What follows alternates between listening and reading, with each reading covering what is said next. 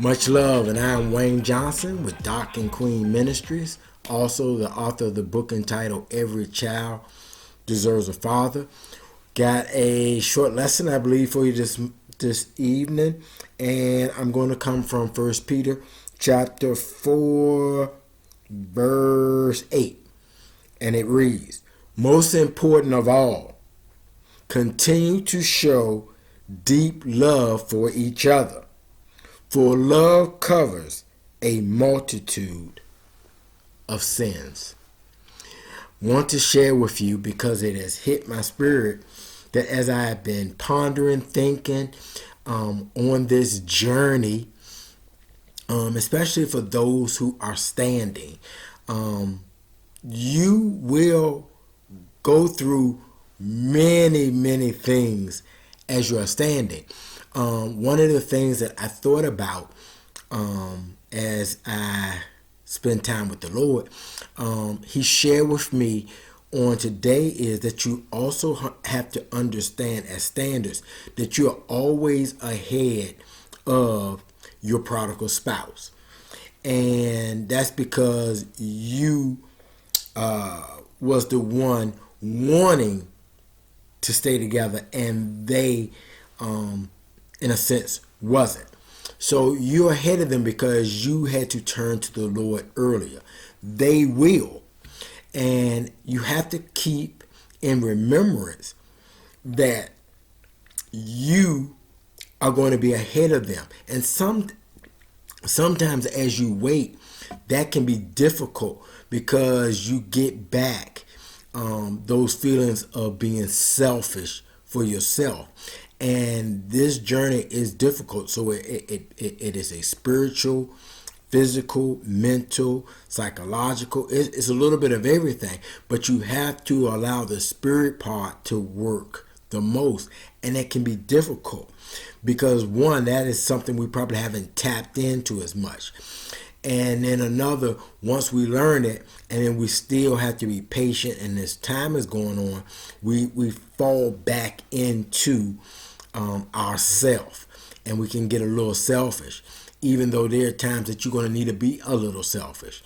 But you have to understand that your prodigal spouse is going to need to go through the same steps that you went through. I'm not sure how many of you who may be standing and going through this, but I will say Tequila Coleman's book and her stages are stages that I can contest that you will go through. And actually, your prodigal spouse will go through as well. But of course, you're going to go through it ahead of them, probably even faster than them. And you got to play a fine balance on when your spouse returns or make that connection back with you or working towards reconciliation. You got to be careful on how much you help them and how much you don't want to over flood them, because they have to go through a process of learning and being revamped by God Almighty. And you don't want to come in the way of their gathering all of this from you, thinking that you are the answer when actually God is the answer.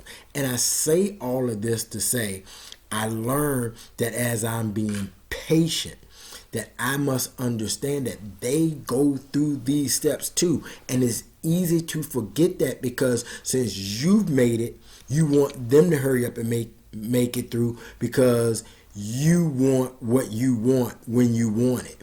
And so it hit me today that they have to go through those same steps. And you have to give them time like it took you time. And so it is so important for us to understand that this is something that they must go through. You have to continue to trust, pray, believe in God, do all the things you've been doing, and keep your spouse in continual prayer with fasting as well. Hope that this has helped. It hit me because sometimes we get to the point where we become impatient because we've made it and we've traveled across. Now we have to wait for them to come across, and many times we can't rush this process.